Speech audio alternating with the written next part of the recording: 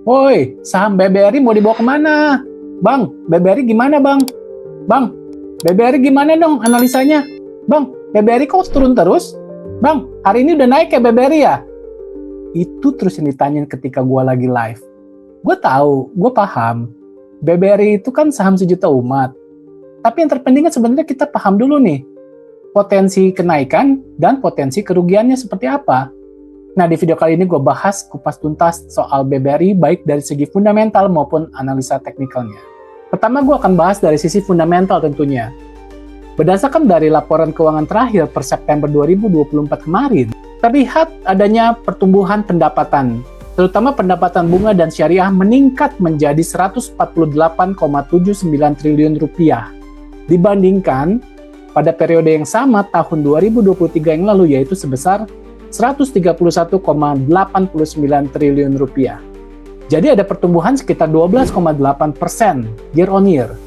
Pendapatan operasional lain pun juga naik menjadi 40,87 triliun rupiah dari yang sebelumnya 31,61 triliun rupiah. Jadi pertumbuhannya sekitar 29,3%. Nah, kalau dari laba bersihnya nih, tumbuh 45,36 triliun rupiah dibandingkan sebelumnya itu 44,21 triliun rupiah year on year. Jadi ada pertumbuhan sekitar 2,6% year on year-nya. Dan ekuitasnya pun juga ekuitasnya kuat, mencapai 329,47 triliun rupiah dibandingkan sebelumnya 316,47 triliun rupiah. Jadi ada pertumbuhan 4,1% year on year. Nah, rasio ekuitas terhadap total aset pun juga menjadi 16,8%, menunjukkan posisi keuangan yang sangat sehat sekali. Aset produktifnya pun juga kredit yang diberikan naik menjadi 1.281,67 triliun dari yang sebelumnya 1.197,75 triliun rupiah. Pertumbuhannya 7% year on year. Namun juga ada beberapa yang ada mengalami pelemahannya, yaitu misalnya peningkatan beban operasional dari 61,57 triliun menjadi 61,57 triliun rupiah yang sebelumnya 55,67 triliun rupiah. Jadi beban operasionalnya meningkat 10,6%. Ini cukup tinggi ya year on year-nya. Kemudian ada beban tenaga kerja dan tunjangan naik menjadi 30,9 triliun rupiah dari yang sebelumnya 29,49 triliun rupiah. Hanya tipis-tipis saja. Net cash flow operasional negatif. Kas bersih dari aktivitas operasional mencatatkan defisit 9,65 triliun rupiah dibandingkan defisit yang lebih besar 74,32 triliun rupiah pada periode yang sama tahun 2023. Kas turun menjadi 22,76 triliun dari yang sebelumnya 31,6 triliun rupiah pada akhir 2023 lalu. Giro pada Bank Indonesia berkurang menjadi 68,47 triliun rupiah, turun signifikan dari yang sebelumnya 101,91 triliun rupiah. Kemudian ada kenaikan beban penyisihan kerugian. Penyisihan kerugian aset keuangan meningkat menjadi 32,45 triliun rupiah dari yang sebelumnya 23,23 triliun rupiah. Berarti mengalami lonjakan 39,6% year on year. Mencerminkan risiko kredit yang meningkat drastis. Jadi secara kesimpulan fundamental, BRI menunjukkan pertumbuhan dan laba bersih yang stabil serta penguatan ekuitas. Namun perlu diberikan perhatian khusus pada peningkatan beban operasional dan penyisihan kerugian, serta tekanan pada arus kas operasional. Meskipun demikian, pertumbuhan kredit tetap menjadi motor utama dari pendapatan. Nah, sekarang kita bahas teknikalnya. Kalau dilihat di chart daily, tentunya ini sangat membingungkan ya. Ini sebentar naik, terus turun lagi, nggak tahu nih kapan naiknya lagi.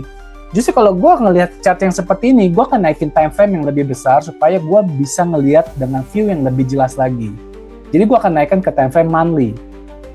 Nah, dari time frame monthly ketahuannya, dari yang tadinya uptrend dengan kita pakai garis bantuan trend line seperti ini, terlihat ketika ada support trend line yang di sini menjadi support, yaitu di tahun 2020 lalu, bulan Juni. Kemudian di September 2021 dia bereaksi menjadi support juga.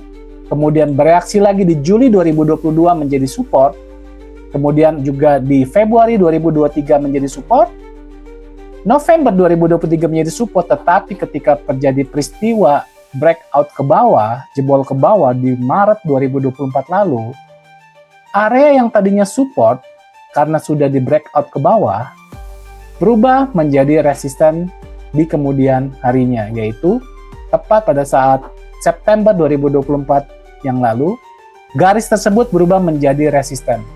Ini adalah ciri khas dari technical analisa yang tadinya support berubah menjadi resisten. Dari sini sudah bisa diketahui bahwa memang tren sudah berubah menjadi downtrend. Kemudian langkah kita gimana? Kapan waktu yang tepat untuk bisa entry lagi, atau misalnya average down, atau kapan yang belum punya barang untuk bisa entry lagi? Gue disclaimer on dulu bahwa ini adalah hanya untuk analisa gue sebagai bahan diskusi edukasi. Gue tidak akan mengajak membeli atau menjual. Semua keputusan ada di tangan kalian masing-masing. Disclaimer on ya guys. Nah, gue akan coba balik lagi ke time frame daily untuk melihat di mana kira-kira ada area demand zone yang akan nanti kemudian ada potensi reversalnya. Kalau di daily, gue lihat di sini ada area yang cukup kuat. Dia reversal yang tadinya turun downtrend, kemudian berubah menjadi short uptrend pada saat itu. Jadi gue merasa di sini adalah menjadi area demand zone yang cukup kuat. Jadi gue akan buat kotak di sini sebagai demand zone-nya, yaitu di range 4.240 dan 4.090. Kemarin itu low-nya hanya di 4.250. Sedangkan menurut analisa gue, dia akan lebih oke ketika dia menyentuh area 4.240. Nanti kita tunggu saja, dia masih ada berpotensi untuk turun lagi ke area kotak. Karena ada resisten krusial yang menurut gue dia akan berbalik menjadi short uptrend adalah ketika dia melewati resisten di 4610, 4610. Kalau pergerakan nanti bisa melewati 4610, maka dia confirm short uptrend secara market structure-nya. Nah, kemudian gue lihat yang lebih luas lagi, gue balik lagi ke area monthly. Nah, di sini pun gue melihat ada area yang pernah menjadi konsolidasinya. Dia bisa berpotensi menjadi best demand zone yang cukup kuat. Jadi gue akan menarik kotak biru lagi sebagai penanda dia menjadi best demand zone ke depannya, yaitu di range 3.980 dan 3.510. Jadi dua kotak biru ini berpotensi untuk dihampiri ketika BBRI masih terkoreksi terus-terusan. Pertama dia bisa menuju ke kotak biru yang pertama, demand zone yang pertama. Kalau misalnya memang dia belum kuat lagi melewati resisten yang tadi gue bilang di 4610, bahkan dia kemungkinan bisa lanjut lagi ke kotak biru yang kedua, best demand zone yang kedua, yaitu di 3.980. Nah, di kotak-kotak itulah, di demand zone seperti itulah, yang menurut gue itu oke untuk menampung, oke untuk entry, tetapi tentunya harus diperhatikan money management-nya. Jangan asal masuk juga. Oke? Jika nanti suatu saat bisa melewati area 4.610 ke atas, maka secara short uptrend-nya dia sudah mulai uptrend lagi. Kalau mau lebih confirm lagi kapan dia mulai uptrend secara jangka panjangnya, ada batas krusial resistennya itu di 5.575. Jadi 4610 itu adalah resisten short uptrend-nya. Kalau mau terconfirm balik lagi ke jangka panjang uptrend-nya, yaitu di 5.575. Oke, dengan demikian, analisa yang gue sampaikan baik secara fundamental maupun teknikal bisa membantu lo untuk membuat keputusan investasi atau trading yang tepat. Secara teknikal memang lagi tidak bagus BBRI, tetapi secara fundamental jelas masih sehat. Tinggal mencari momentum kapan dia mulai uptrend lagi, seperti yang sudah gue jelaskan tadi di analisa teknikalnya. Sekian dari gue, jangan lupa di like, di share ke teman-teman lo yang masih galau soal saham BBRI, dan jangan lupa subscribe biar nggak ketinggalan info-info menarik seperti ini lagi. Sampai jumpa di video berikutnya dan happy investing!